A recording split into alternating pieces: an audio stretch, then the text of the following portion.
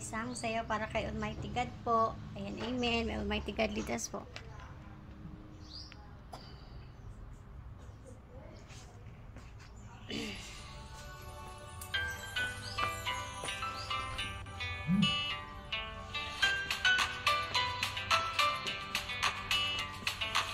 Today we meet the God, experience His work.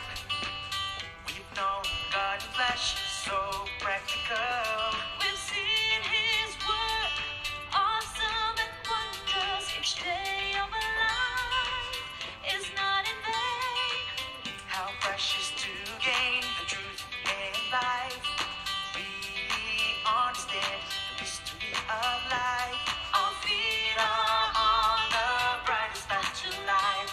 No longer searching, all is clear to us.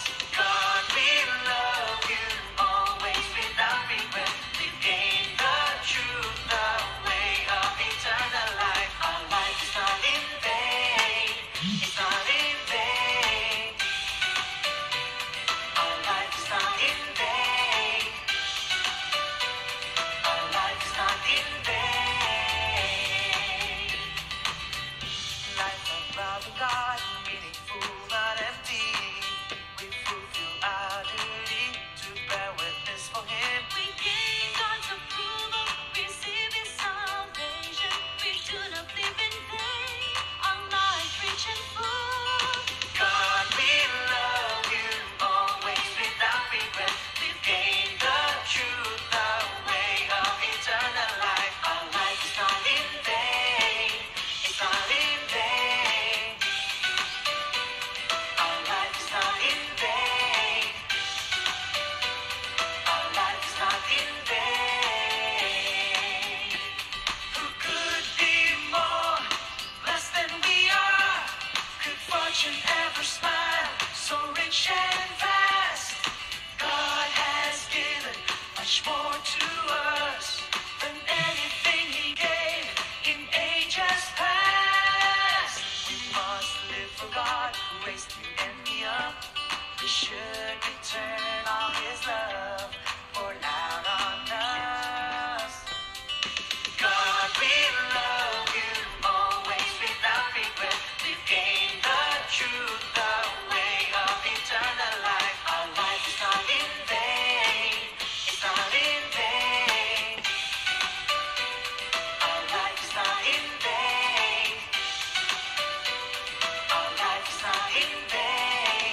God, we love you always without regret. We've gained the truth, the way of eternal life. Our life is not in vain. It's not in vain.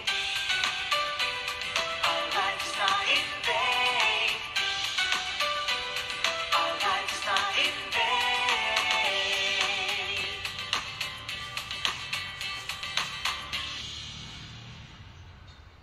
Amen. Thanks, God. I am Sister Edel from Frontline Gospel Team 1. I will sing I Am Attached to God. Here we go. When God departs from me, tears well up in my eyes, and God smiles and waves to me. There's so much I want to say to Him,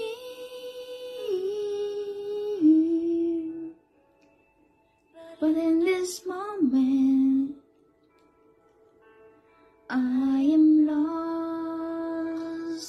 for words.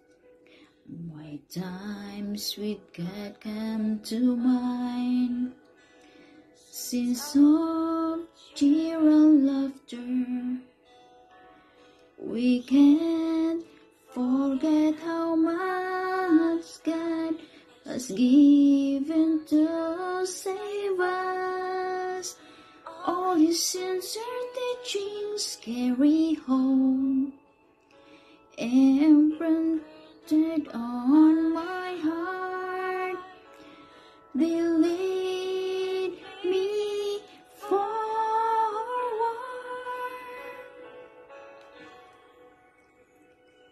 When I think of Almighty God, I feel such sweetness in my heart.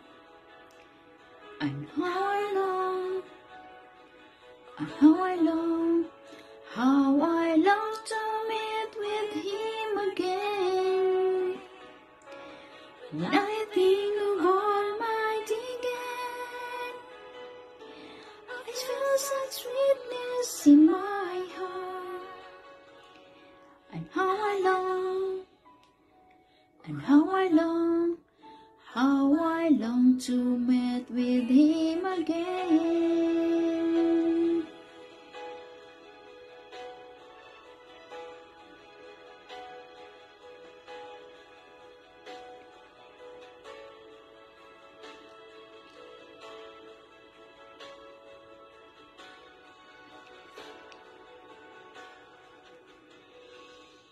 As God parts from me, I don't want to let Him go.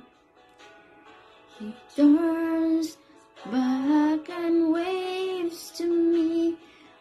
I want to ask Him to stay with me.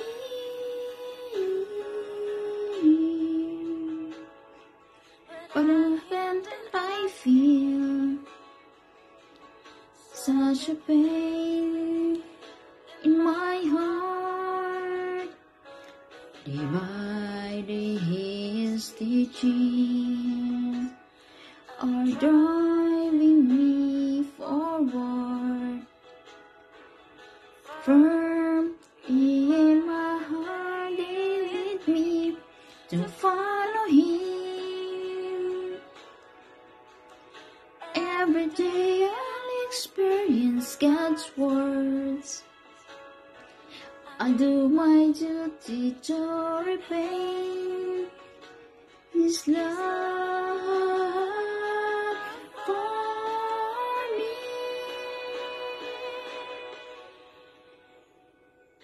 When I think of Almighty God, I feel such sweetness in my heart.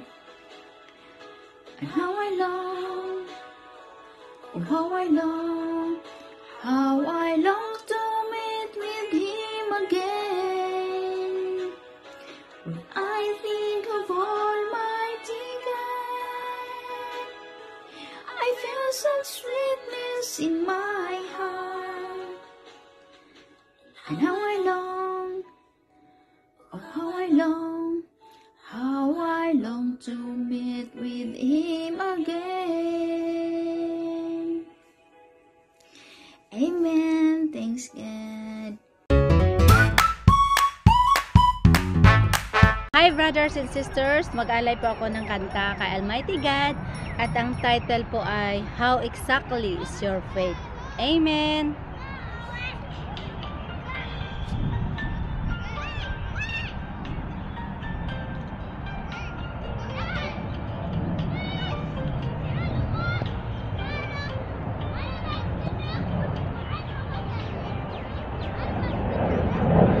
Your mouths are filled with words that deceive God, words of fail, of betrayal of God, and words of arrogance.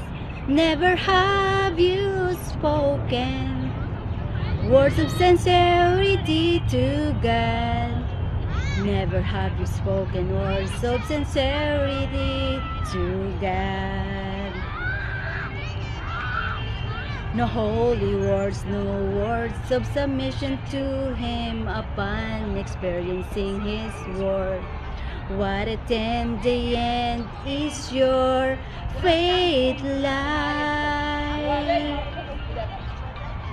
There is nothing but desire and money in your heart. and nothing but material things in your mind.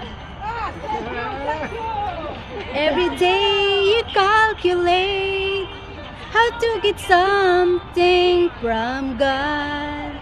Every day you count how much wealth and how many material things you gain from Him.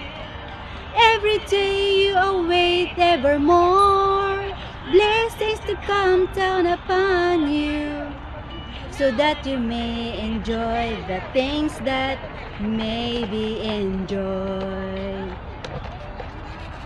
in greater quantities and of a higher standard.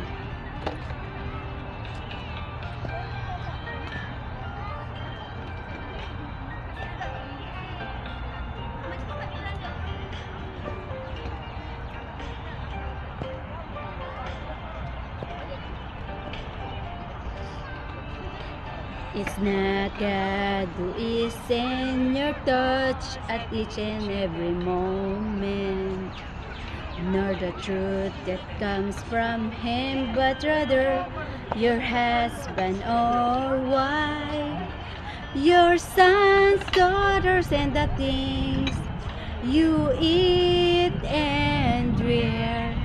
You think of how you can gain ever greater, ever higher enjoyment.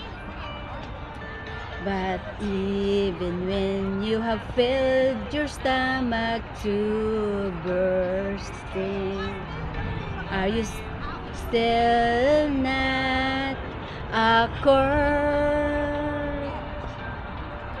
Even when outwardly you adorn yourselves in such beautiful apparel, are you not still a walking corpse devoid of life? You toil for the sake of your stomach until your hair is streaked with gray, yet none of you sacrifice a single hair for the sake of God's work. You are constantly on the go, taxing your body and rocking your brain for the sake of your own flesh and for your sons and daughters. Yet none of you shows any worry or concerns of God's intentions. What is it that you still hope to gain from God? To toil for the sake of your stomach until your hair is streaked with gray, yet none of you sacrifice a single hair for the sake of God's work. You are constantly on the go, taxing your body and rocking your brain for the sake of your own flesh and for your sons and daughters. Yet none of you shows any worry or concern for God's intention. What is it that you still hope to gain from God? Amen. Thanks, God. Magandang umaga at gabi sa ating lahat. Ako ay isang representative ng Group 1. Ang aking kakantayin ay isang himno ng ating makapangyarihang Diyos. Pagbigluksan mong puso mo sa Diyos. Thanks God. Amen. Ating kakantayin.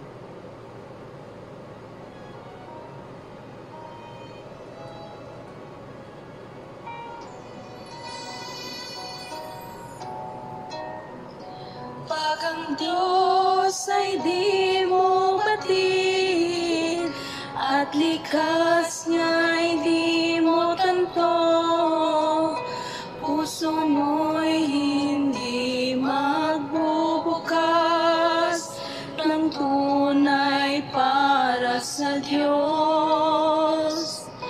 Pag naintindihan mo ng iyong Diyos ang nasa puso niya'y maunawaan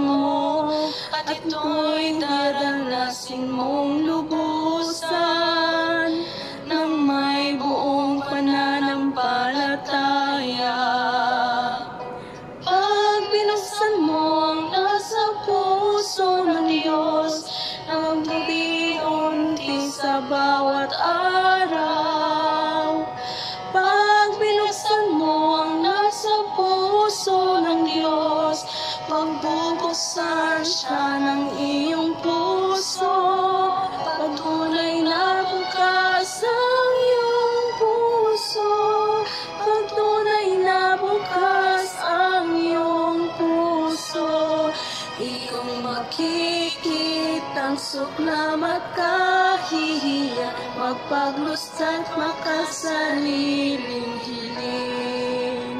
Pag tunay na bukas ang iyong puso, pag tunay na bukas ang iyong puso, makikita sa puso niya'y walang hanggan, tungo sa kahariang walang katulad.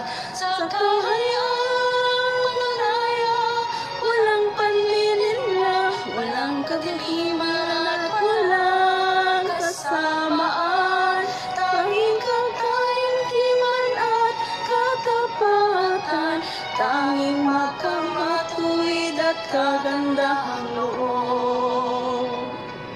Siya'y pag-ibig, siya'y mapag-aruga, walang hanggang kahabagan. Sa iyong puso'y saya'y madarama, kung buksan ang puso mo sa Diyos. Sa nung niya sa pupos sa kaharian, maging ng otoridad niya't pag-ibig, makikita ang anong mayroon at sino siya, kung ano ang nagdudulot sa kanya ng saya, ng hapis, ng lungkot at galit. Nariyang makakita ng lahat. Pag binuksan ang puso mo sa Diyos at anyayahan siyang tumuloy.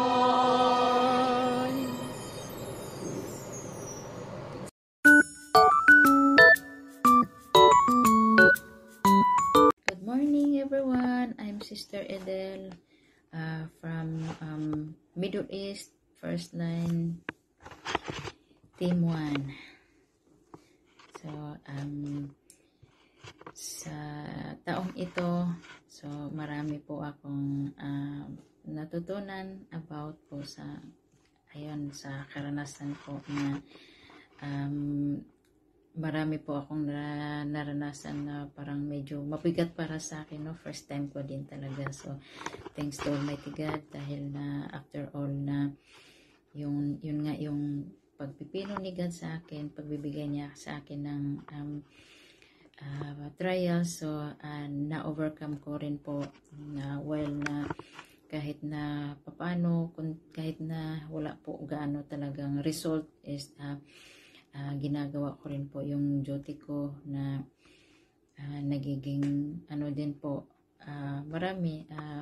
nagiging success din naman po na kahit kunti lang yung result. So, ang magiging New Year resolution ko po is na gusto ko po na mas lalo pa lalago po yung ang faith ko kay God, na whatever man happens na kahit yung mga trials na darating sa akin, so I can stand firm to Almighty God dahil alam ko po na si Almighty God lang talaga ang lahat ng ano sa atin, yung talagang andyan para sa atin at na nagsusupport sa atin, at ito nga yung magpapabago po sa ating mga disposition po, no, na yung mga pag-uugali natin. So hopefully and by next year at sa aking duty naman ay magkaroon na po ako ng magandang result. So maraming madadala sa sa harap ni Almighty God. So mga kapatid, all I can say na kahit man ano yung mga pagsubok na darating sa buhay natin, so faith lang talaga, deep faith talaga kay Almighty God na makakaya po natin iyan. So yun lang po. Happy New Year!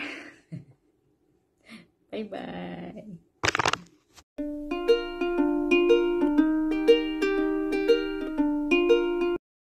Hello po, magandang Magandang gabi po mga kapatiran. This is Ann from Timor. Nais ko lamang po ibahagi sa inyo ang isang maikling experience ko po sa pagganap po ng tungkulin. Ayun mga kapatid, sa totoo lang po, hindi po talaga siya madali kasi nangangapa pa po ako, lalo na po baguhan po ako at hindi po ako sanay na talaga na magsagawa po ng tungkulin about po sa gospel. Pero no, dahil sa pagsasaayos po ni God, ayan, akala ko wala po akong skills at ability po sa pagganap. Pero no, ayan, hindi po talaga natin maarok yung ating tadhana, yung ating kapalaran, no? Dahil kumbaga mainilaan po talaga sa atin si God. Ayan, so ayan mga kapatid, sa una hindi po talaga siya madali. Ayan, kasi nga no, ang kalaban ko rin po dito ay yung aking environment, pati na rin po yung aking pamilya. Pero sa kabila nun mga kapatid, hindi po ako sumuko. Ayan, oo, na isagawa yung tungkulin ko po. Sa una hindi po siya naging mabunga kasi nga naging pabaya po ako at pabasta-basta. At also po, hindi rin po ako masyadong sumusunod po sa prinsipyo. Ayan, kumbaga, adding lang ako ng adding at hindi ko po tinitignan kung yan pa ay kwalipikado or hindi. Kumbaga, add lang ng add, tapos invite ng invite, wala. Kaya, ayan, kahit napagod po ako, ayan, pagod na pagod ako sa pagganap ng tungkulin, wala pa rin po akong nadadala po. Ayan, ngunit no, dahil po sa paghahangad ko po ng katotohanan at pag-rely po kay God, doon ko po napagtanto na mali yung aking ginagawa po.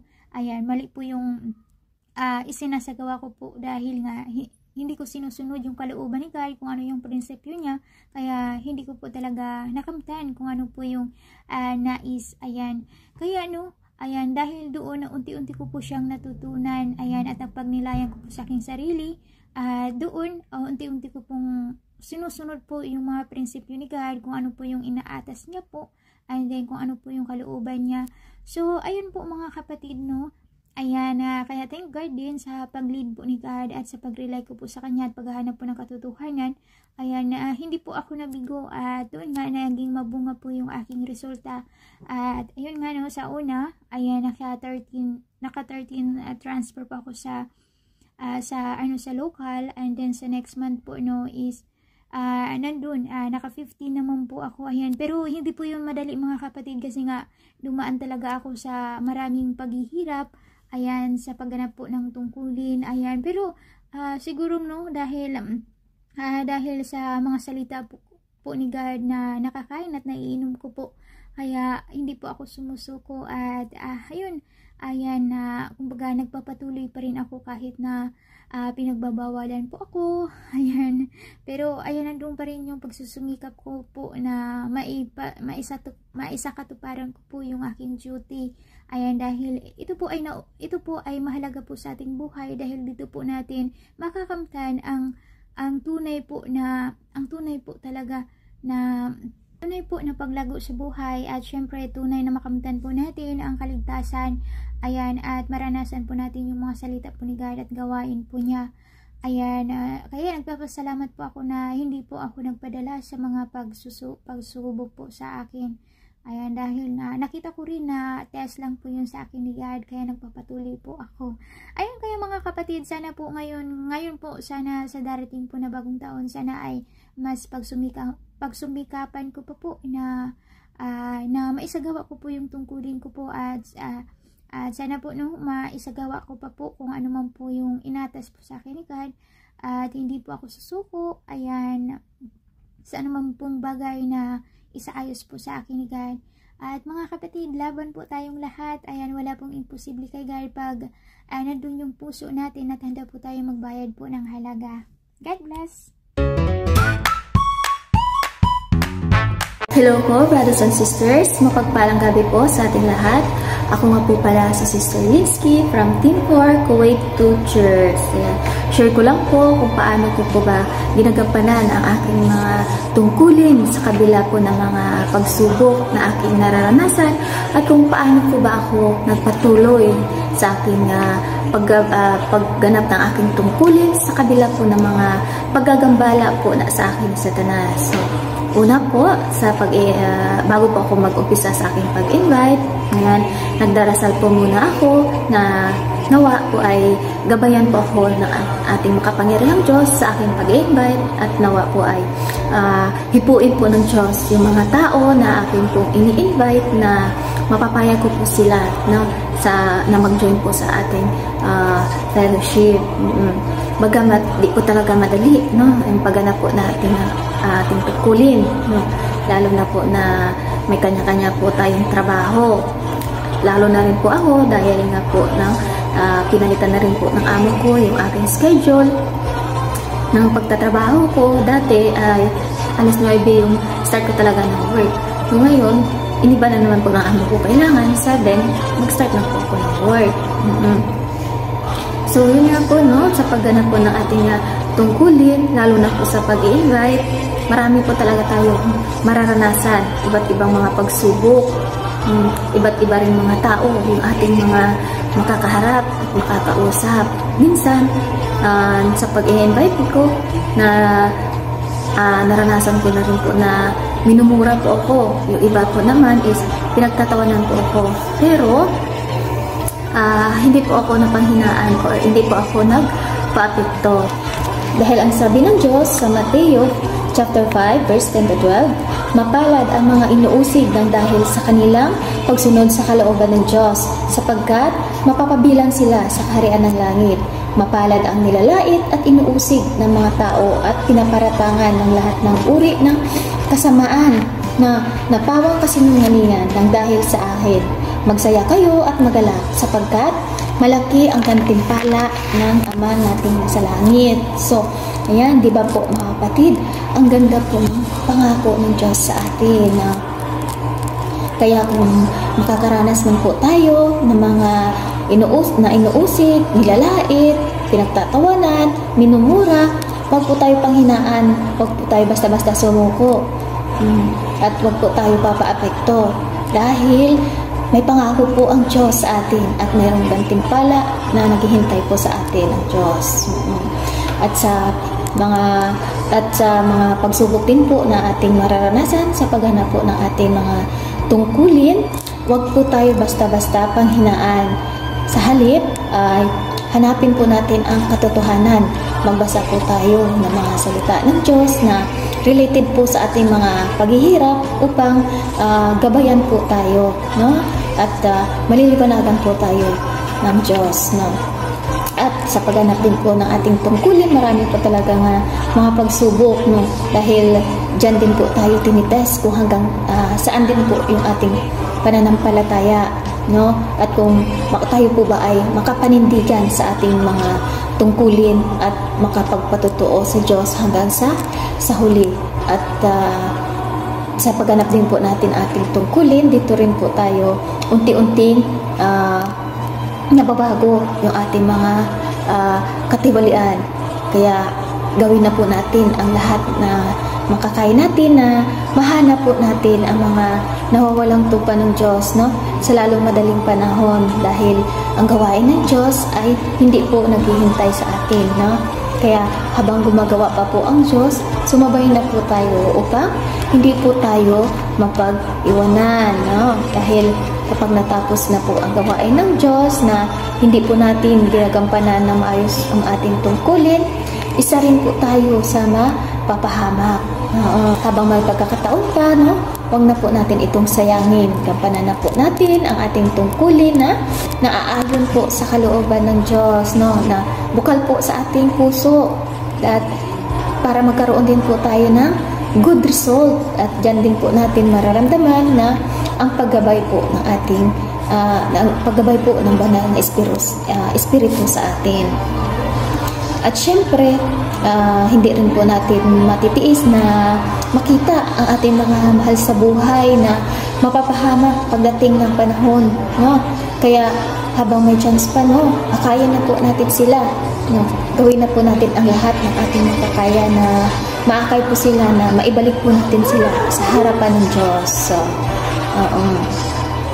kaya, ano pa ba? Ang aking namang New Year's resolution ay nawa po ay magampanan ko pa po ang aking tungkulin ng maayos, at mas gawin ko po ang aking lahat na makakaya na mahanap ko po ang mga nawawalang tupa po ng Diyos. At maakay ko rin po yung mga iba ko pa po mga mahal sa buhay na maidala rin po sila sa harapan ng Diyos upang mabigyan ko rin po ng kasiyahan ang ating makapangyarihang Diyos. Ayan. So, yun lamang po. Amen. Thank God po.